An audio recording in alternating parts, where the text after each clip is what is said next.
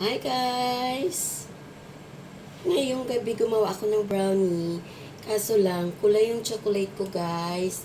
So yung ginawa ko, wala akong chocolate na na bar o chips. Ang ginawa ko guys, sinabtitute ko na lang siya ng Nutella bread.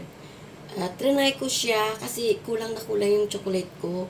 So yung ginawa ko guys, di ba chocolate chips, ginawa ko. Substitute ko ng Nutella, guys. Ito yung yung labas niya.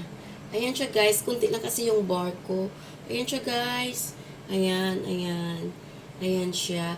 So, ito try ko. First time ko kasing naggumawa ng Nutella. Yung minix ko kasi talagang wala akong yung chocolate chips. Ayan siya, guys. Ito yung yung brownie. Brownie made by Nutella. Thanks for watching guys. Enjoy!